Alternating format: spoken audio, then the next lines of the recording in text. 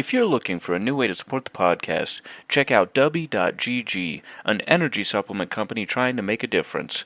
There you can use code SIDEMISSION for 10% off your order. Thank you to Dubby for sponsoring this episode, and we hope you enjoy.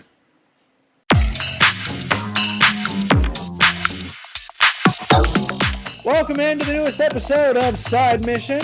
Like always, I'm your host, Rusty Ellis, joined by the boys, Kyle Lynch and Matt Beck, and today we're talking Switch 2. Not Electric Boogaloo, we're not talking about that. We're talking about the event last week that I think all of us were very, very happy with and left us feeling very, very hopeful for the future of Nintendo consoles. And then how it all came crashing down about 15 minutes after the event ended. So we're going to start with the positive stuff first.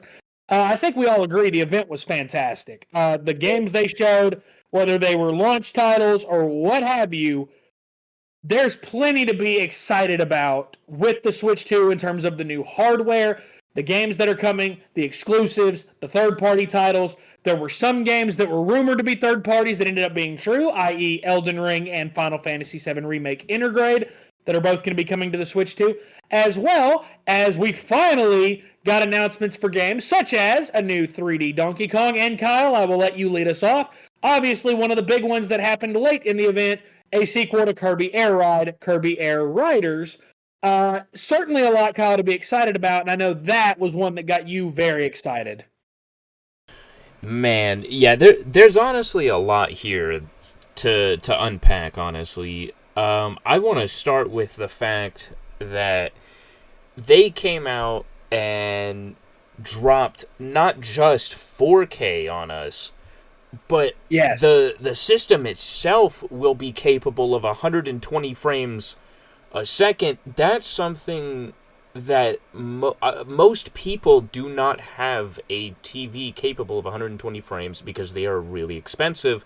So dropping the console itself being capable of it, that is insane. Like, imagine being able to play Elden Ring in 120 frames a second if they make that game compatible. Like, obviously it's only going to be games that are compatible with the 120 frames mode, but I mean, just the possibilities here, that is epic, because you don't have to have it hooked up to a TV for the 120 frames. Like, that's something I cannot currently get out of PlayStation or Xbox. Even with the PlayStation Portal, I don't think it supports 120 frames.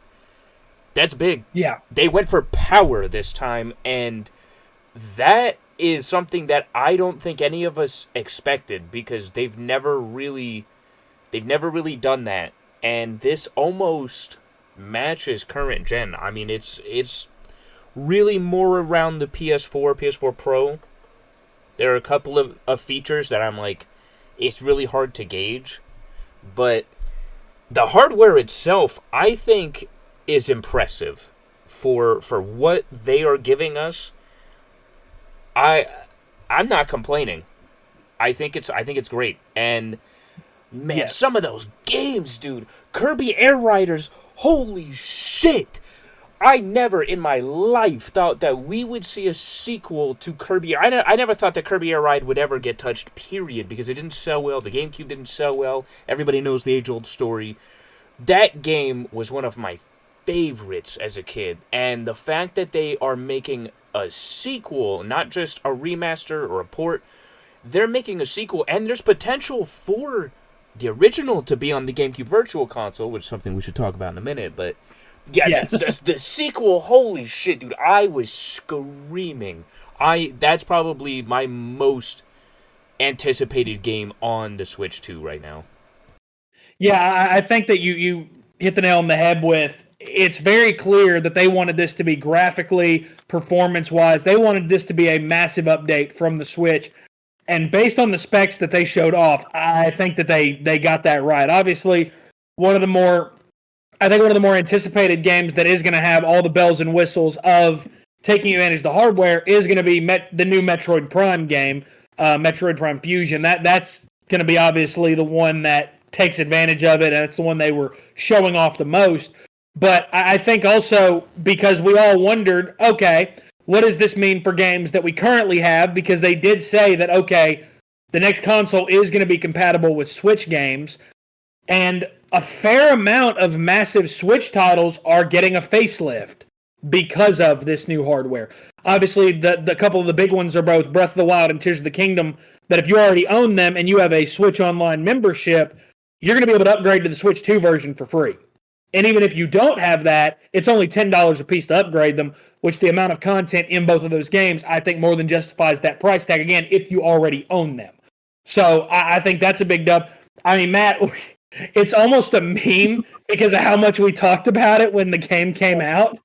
But it took a new console. But my God, Pokemon Scarlet and Violet are finally getting that performance patch because they're also on that list of games that are going to be upgraded through this as well. And it's also the fact that we're finally seeing gameplay of other games such as Pokemon Legends ZA and Metroid Prime Fusion. We're seeing gameplay of these as well on the Switch 2. And it's very, very noticeable how much better the gameplay we're seeing that is native to the Switch 2, how much better it looks. So, again, with regards to the games that are coming out and games that are either going to be available at launch or available down the road that are coming soon, there's a lot to really like here, and it feels like Nintendo, at least in this regard, I'm not going to say period because, trust me, we have quite a bit to harp on later. In this regard, it feels like they listened. Yep, they did, honestly, and I think that what really helped out was just how successful the Switch was. The Switch garnered not just the casual audience, the hardcore audience, but even the audience that doesn't typically go out and buy a console and buys games. Like, I mean, if I remember correctly, it's already at 152 million. It's getting close to the PlayStation 2, so just the audience alone for the Switch is ginormous now. And I like the fact that, you know, a lot of times when Nintendo goes to the next console, they typically leave a lot of stuff behind. Like, if you went from the Wii to the Wii U and you bought games on the Virtual Console on the Wii, they didn't carry over to the Wii U. Unfortunately, you had to rebuy them. That's not the case here, because with the if you have a Nintendo Online membership, you are, not only do you get Nintendo, Super Nintendo, Nintendo 64, but they are now adding GameCube games, and oh my God, Rusty, I cannot tell you how happy I was when I saw not just Pokemon Colosseum, but XD Gala Darkness, because we had talked about in the past how we would love to see these games make some kind of way for us to get to play them again, because if you buy them off of the offhand market, they're not cheap at all. And these were some of the most experimental Pokemon games ever made on consoles and just in general. And then I saw that they had F-Zero GX, which was a fantastic game on the GameCube. And then Wind Waker, I know a lot of people were holding out hope for, you know, the HD remaster to come to the Switch, but I mean, the original holds up just as well. Like, that's, you know, one of Kyle's favorite games. I know how excited he got when he saw that pop up on that list. But yeah, Nintendo's absolutely, I think that they have finally figured out a way to finally bridge the casual audience and the hardcore audience together in the system, and they're giving us the power that we need. And what's incredible is what this handheld can do, not while it's docked, but just in handheld mode, how it's going to have HDR, you know, high dynamic range support, 4K, Kyle said running at 120 frames per second. A lot of games will run at 60, which is, you know, that's just fine as well. I mean, this is on a handheld. This is going to be the kind of games that you are going to be playing at like console quality in your car on trips, on vacations. It's insane what they're doing with the system. I just want to say real quick, because I want to correct myself, because Kyle, instead of correcting me when I said it, just chose to message the chat instead and made me look like a dumbass. Metroid Fusion is an older game. Metroid Prime 4 is what's coming down the road. But nonetheless, I agree with everything you said. So I do want to correct that before anyone listening has an aneurysm, because I know at least one of you will. I know at least one of you will. I did watch the event, so go fuck yourself. But nonetheless, just so that way I've corrected myself and I've cleared my conscience a little bit. I do agree with what you said, because again, like GameCube Online is something that I think the Nintendo community has talked about for a long time. Same with like the GBA Online was something that we talked about for a long time. Game Boy Online was something we talked about for a long time. It's nice to see that Nintendo listened, and it feels almost like they said, hey, we hear you. We're not able to do it right now, but just give us some time and we will get there. And I feel like this is them delivering on that.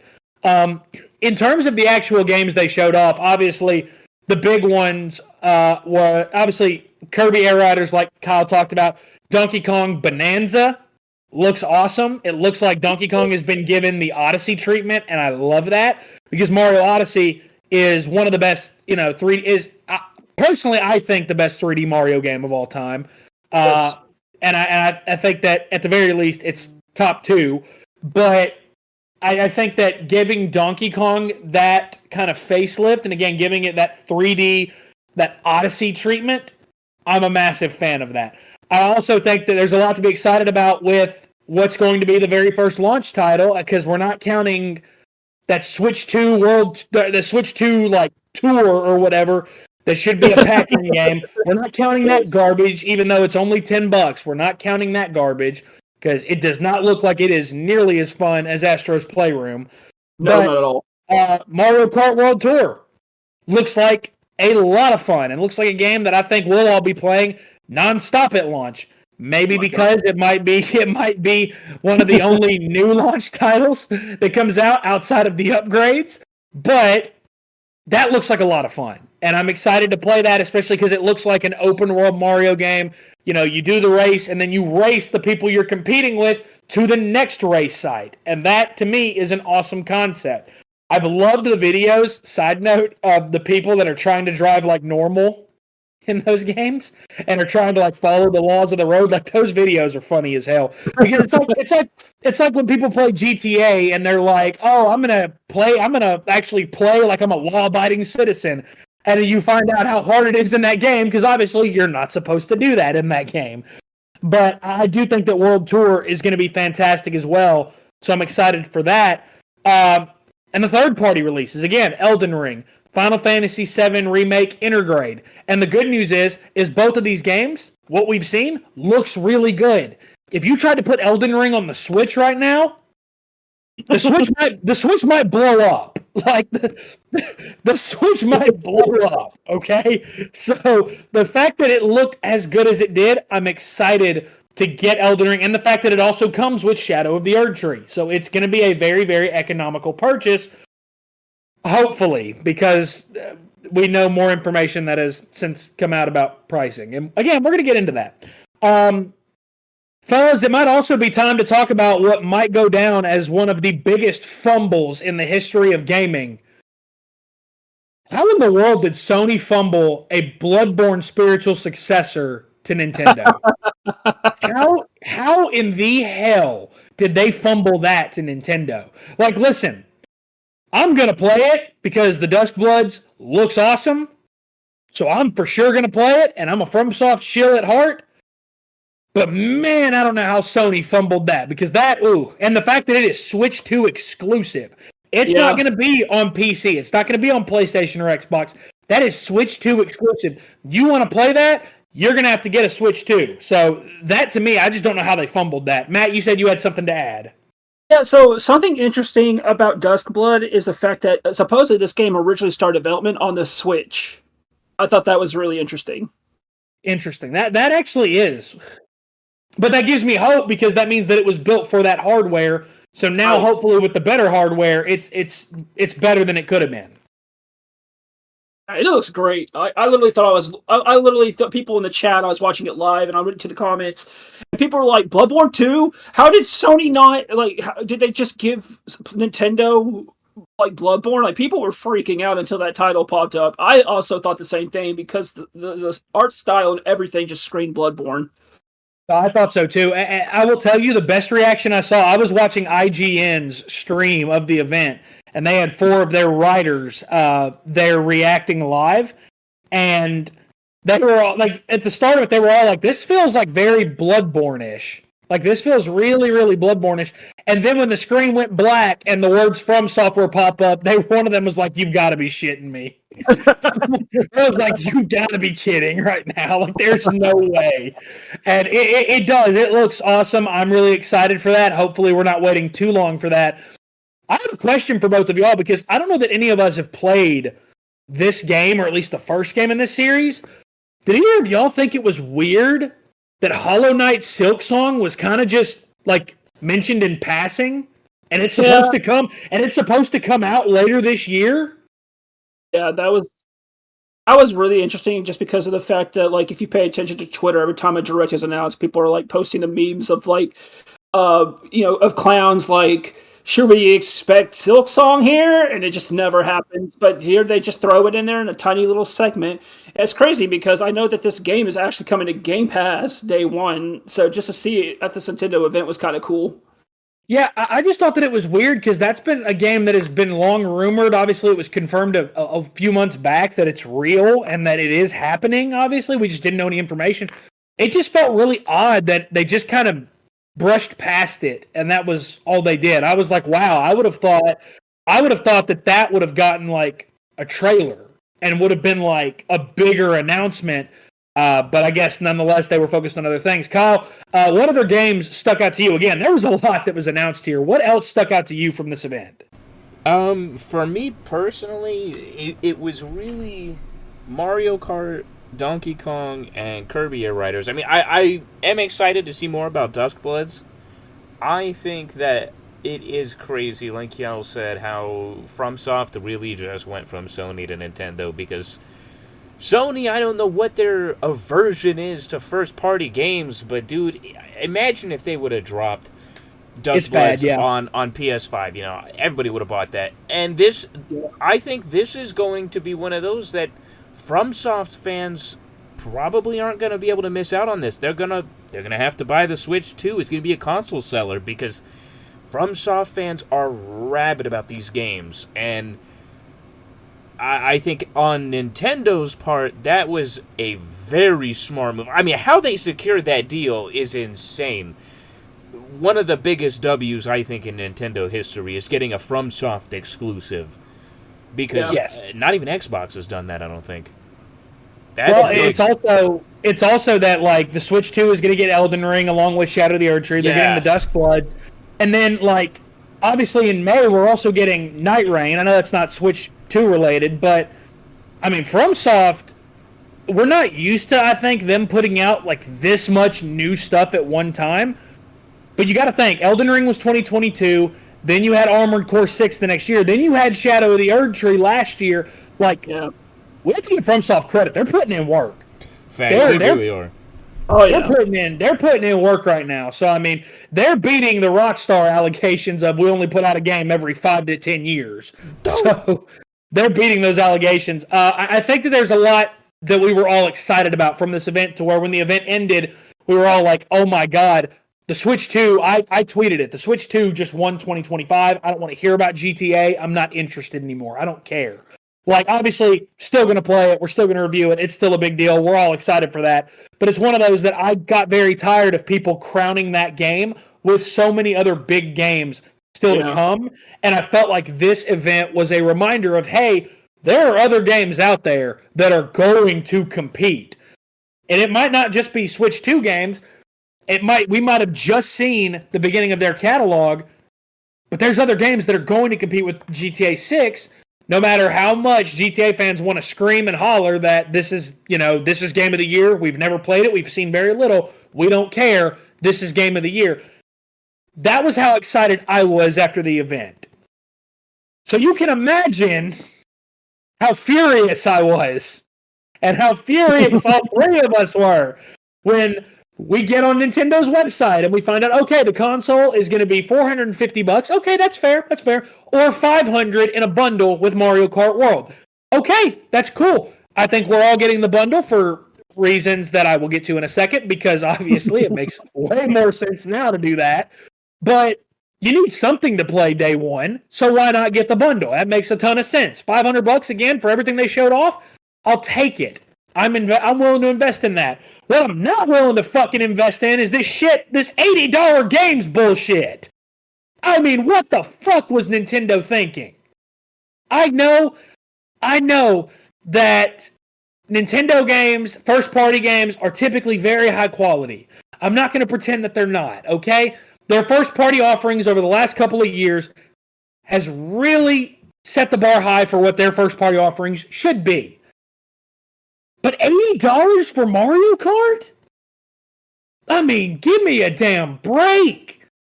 And that's not even the worst part. That's $80 digital. Are you telling me that the physical is going to be more? I think we've had it confirmed since that for Mario Kart World specifically, it won't be.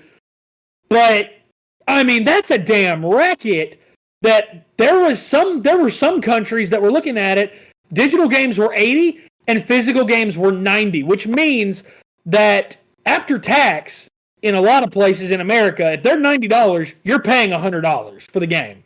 Yeah. You're basically paying for a premium edition of the game, but you're just getting the base game. And that to me is a joke. I will let y'all have a chance to say what y'all want to say. But man, Kyle, it was such a buzzkill, and that feels like that's putting that very mildly.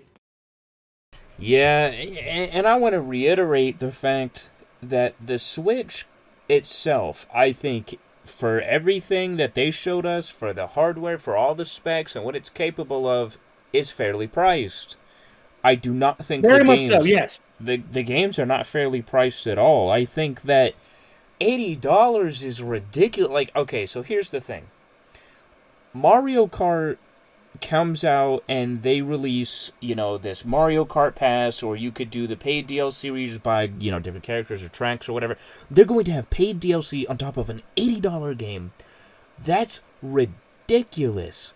It's very Destiny or EA Battlefront 1. It's very much in line with that, where it's like you're buying into the game at full price, and then you're paying for DLC that you ultimately don't know what DLC is coming. Like, it's basically a crapshoot. If they told me, and the biggest thing is they're being so secretive about it, and that's what's really annoying everybody, is like they won't just be honest about everything. If they came out and they said, hey, look, Mario Kart World will be $80, however, all of the DLC will be free, alright, we could discuss that. I still don't like that because, dude, I'm barely okay with $70 games. I mean, we just made that jump with PlayStation and Xbox. They have yet to live up to all of that. I mean, like, look, it's been 5 years, and I'd name a handful of games that I'm glad I spent $70 on. I think that 80 is out of your mind. And from Nintendo, of all people, look, Nintendo games are great. But let's not act like they're cutting edge. They might introduce some cool new gimmicks, or they might do things a little bit differently, but the reason I'm paying $70 for games on PlayStation is because that shit is cutting edge. It is the new of the new. Yes. Look at Spider-Man 2. Look at Rift Apart.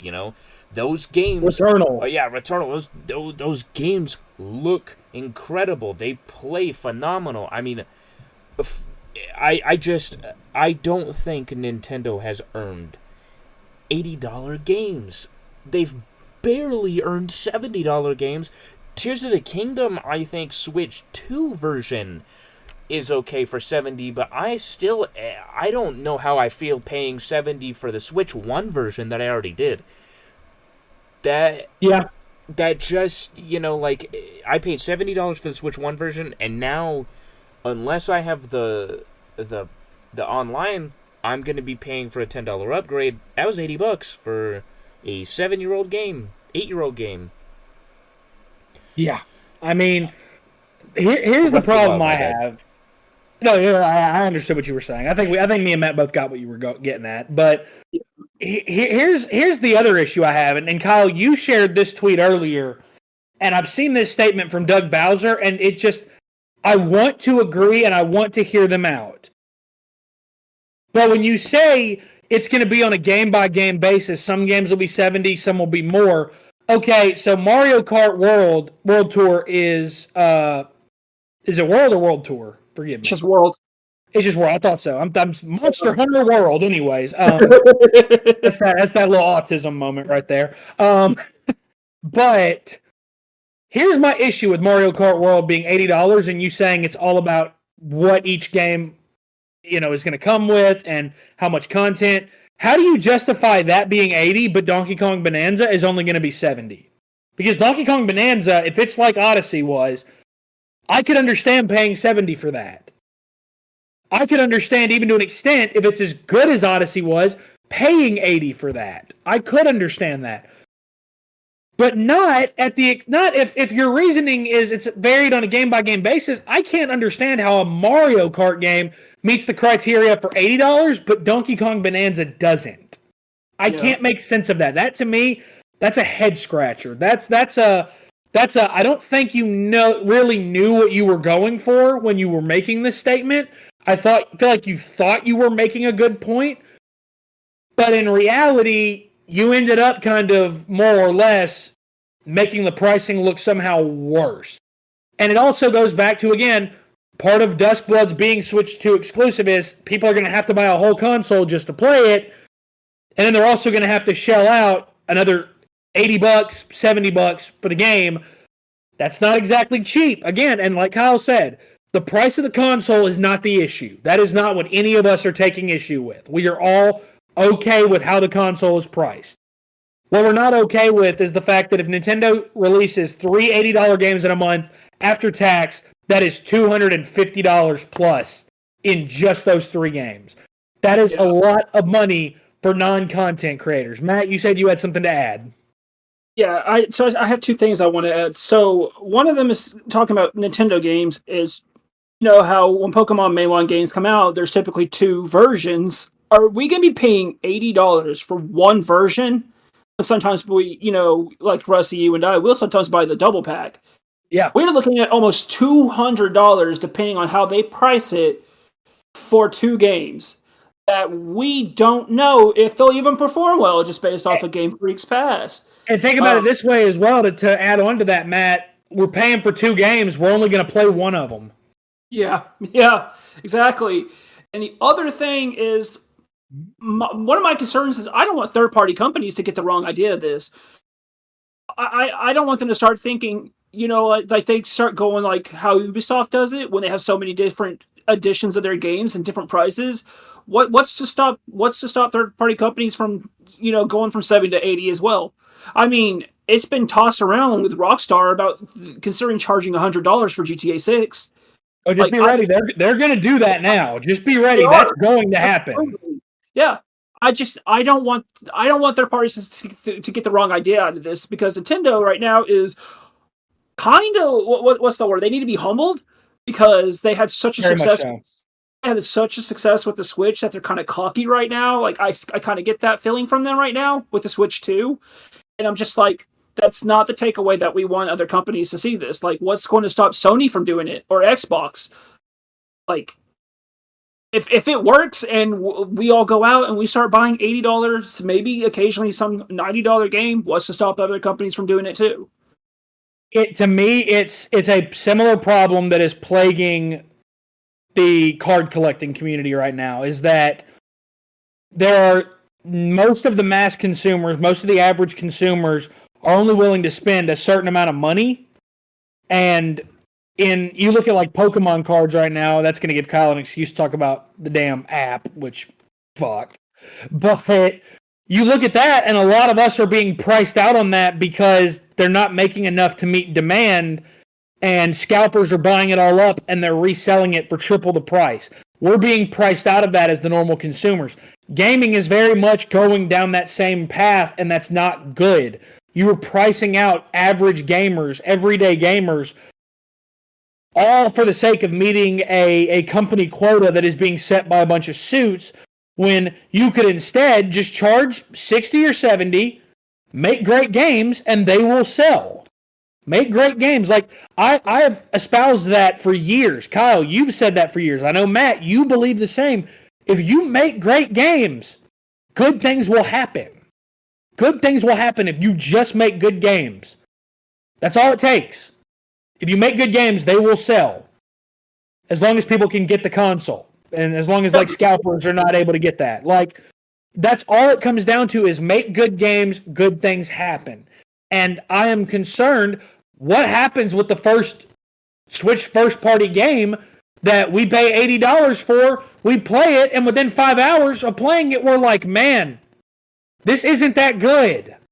Like, all of a sudden, we're out that money, and we now have a game that we didn't really want to play, that we're not really interested in playing that much of. Like, There are so many concerning things that this kind of pricing opens up. It's a Pandora's box of events that I don't think Nintendo needs to be this willing to open. And Kyle, if there's one thing that gives me hope, it is that the following day when they did their Nintendo Live or the Treehouse, whatever the fuck it was called, when they did that, yeah, whatever the hell it was called, when they did that for Mario Kart, and the entire chat was spamming nothing but drop the price, and that made headlines that people were doing that, I hope that Nintendo sees that and they listen instead of going down this path of greed. I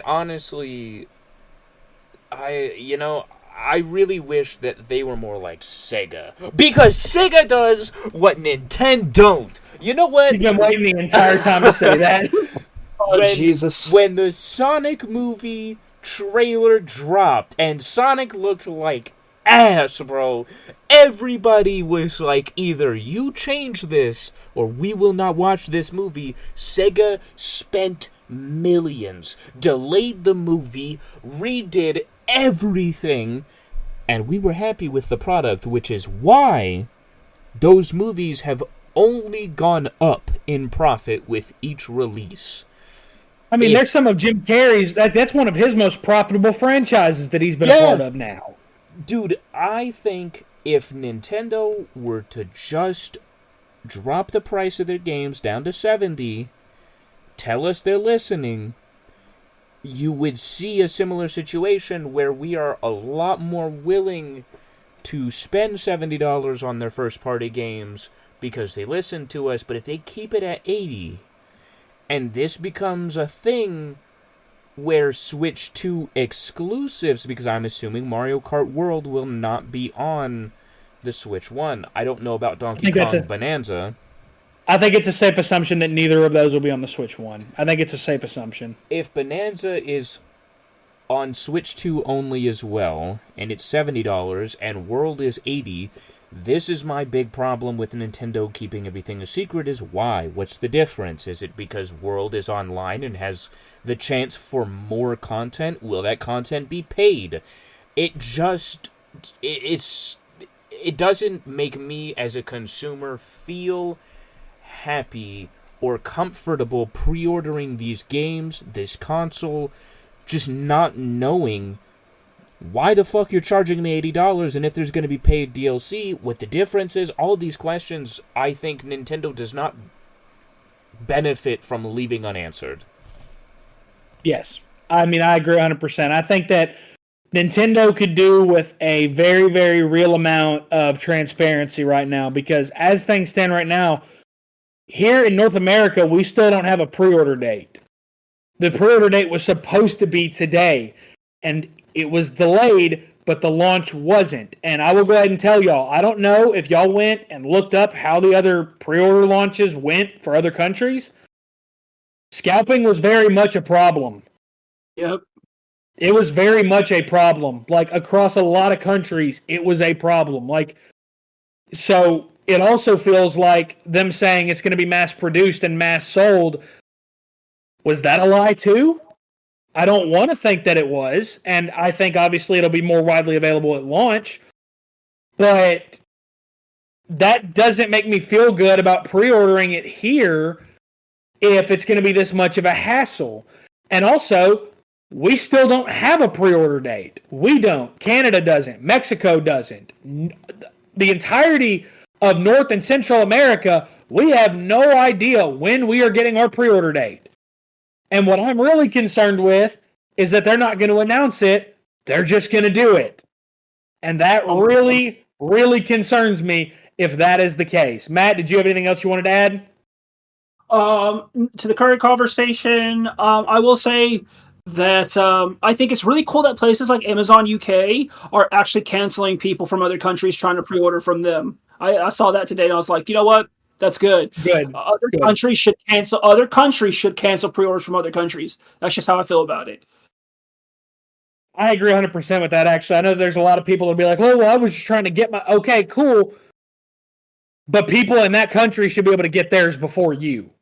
Yeah, like exactly. it or not. And it's also the fact that you know for a fact that there were probably some scalpers here in America that looked at all of that and was like, this is my opportunity because nobody else from America is going to think to do this, when in reality, probably a bunch of people thought of that. So I'm not going to lie. When 11 o'clock hit, I thought about going and looking, and I was like, I'm not even going to waste my time because I'm not going to put myself in that kind of a financial hole all for it to just be canceled. So I'm not going to do that. I think it's important to reiterate. We have a lot to be excited for when it comes to the games and the hardware. We're all very happy with that. The price of the console is not the issue either. It looks like it's worth the price of admission. But Nintendo has got to wake up and realize that being anti-consumer is not the way to go. And if you do that, you're Nintendo. You are setting the standard for Sony, for Microsoft, and for PC gaming. You are setting the standard if you do that. And that is a very, very bad standard to set. So, fellas, before we call it an episode, do either of you have anything else you want to add? By that, I mean Matt, do you have anything to add? One thing I want to add is the fact, because we didn't cover this, what do y'all think about the new Joy-Cons having mouse controls? I think I saw it. Cool, it's cool, but I don't know that it's very practical. Like, I don't know that I'm going to use it. I saw that during the gameplay demonstration of Metroid Prime, and how quick it is. You're holding it like normal, and then you just flip it to the ground, and then it just changes, and then you just start aiming with the reticle. Like, I thought that was really cool. I like the fact that you don't have to go through any type of menus or reconnect the Joy-Cons just for that kind of thing. It was just done in seconds. I thought that was cool. So if I'm playing this on the couch, how do I use the mouse functions? Nintendo did officially say that the Joy-Con is pants compatible. So I also did not amused. So if I'm playing this in the car, how am I going to use the mouse functions on my pants? Oh, playing with the mouse functions. First of all, if you're playing it in the car, I think you need to focus on the road. No. Like, if I'm not the one driving, or if, like, a kid's playing this in the car, or if I'm playing this on the plane, or anywhere but my desk, how am I using the mouse functions? The fact that they had to say it's pants compatible is ridiculous. Now I think we're seeing the issue with the practicality of this. I think we're seeing a little bit of the issue with I think it's cool, but I don't think I'm going to use it outside of the very first time I do it. I commend Nintendo for trying. It with Metroid. Probably try with Metroid Prime 4 at first and see how it works. How are you going to do that? You're going to die one time and you're going to be like, all right, I'm good. How are you going to do it? Where are you going to play it? But where are you going to play it at? Because you're going to play it docked, right? He's going to play it on Miranda's desk. Oh, I see. I have a fold-out table that I'll just put right in front of me, and then that's just that's my biggest thing, is the Switch's whole thing is you can take it anywhere, right? But the moment that you need a desk to use the mouse functions, you can't take it anywhere. You also like that mobility that we praised. Yeah, let's just take that away. That's my only concern with the mouse. Is like, also, I don't know about y'all, but my legs ain't got that much room for me to be using the damn mouse function, bro. Oh, I'm seeing your thighs. Okay, this is turning into a weird podcast. We got thighs. Matt said, I'm going to use some of my Pokemon sleeves and make a mouse pad out of it. So we have one question for this is for both of you. So obviously we know we're getting Mario Kart World. Are there any other games that you plan on picking up? Because for me personally, I actually think that I might be getting Cyberpunk because they did confirm that they did confirm that your save file can transfer over. And yeah, that's interesting. It looks good. Like I've been wanting to replay it, especially because it comes with the DLC that came out, and the game is completely different from when it first came out. So my save file does transfer over. Yeah, so I'll be right out of the tutorial. Thank you. He's like, oh, great. So I'll be starting at the start menu. Awesome. No, I think it's obvious I'm going to be getting Elden Ring. I've already said that before. If Elden Ring came to Switch 2, I'm going to be playing that. So I will absolutely play that again. You know, I've never played all the way through Breath of the Wild, so I do plan on with getting that upgrade and playing through it that way. I am excited for the upgrades. And again, there are other upgrades that I'm excited for as well. Obviously, again, Pokemon Scarlet and Violet having that upgrade as well. It gives me gives me incentive to go back and play more of that game, which, Matt, obviously we had a lot of fun doing the raids and stuff on there. Yeah. So I feel like that almost gives you more incentive to go back to a game like that, or like Echoes of Wisdom's another one that's getting an upgrade. Like, that's pretty cool as well. I don't know that it really needed it that much, but that is cool that it's getting one. Probably the Forgotten story DLC. That's really cool. Well, and that's what I was also going to say. Like the games that are going to get upgrades that are also going to come with more in the game, like Super Mario Party Jamboree. That's pretty cool as well. That it's going to come with a lot of new games and it's going to come with a lot of new modes and stuff like that. Like, that's pretty cool. Don't get me wrong. I like that. I just don't know how I'm going to use my pants as a mouse pad to play it with the mouse Joy-Cons. I just don't know how I'm going to do that. Are we getting cameras? Hell no. Listen, y'all just know that Nintendo was like, oh my god, this 480p resolution on this camera, this is what they want. We're on 50 frames per second on screen share, boy. Oh, you gave them 50. Wow, I was going to give them like 5. 15. like the party function is cool. Don't get me wrong. Like, that is really cool. But like, if you think I want to see you two idiots in like 360p, like, I'm good on that. I don't need that. If you think I want to watch your gameplay when it's going at 10 frames per second, I think I'm good on that. Like, just happy we finally have a party system. Can we all also agree that the damn Pro Controller looks terrible? Yeah. Like, the new Pro Controller, it looks terrible. It looks ugly as hell. Might get one down the road if it ever has a price drop, because $90 is insane. Yeah, absolutely not on that. That's way too expensive. Was there anything else y'all wanted to add? No, I'm good. Well, Kyle, you never want to add anything, so I wasn't asking you respectfully. So I'm just kidding. Well, I think this has been a good episode. Again, I think it's important to reiterate again, the games look awesome. The hardware looks awesome. The Switch 2 price is perfectly reasonable. We just want them to come down in price on the games. They do that, and we'll be excited again. That's all there is to it. So that is going to do it for this episode of Side Mission. You can follow us on Twitter at Side Mission Pod. You can check us out on Facebook as well at Side Mission Podcast. For the boys, for Kyle, for Matt, I'm Rusty. Fuck you, Nintendo. Thanks for listening.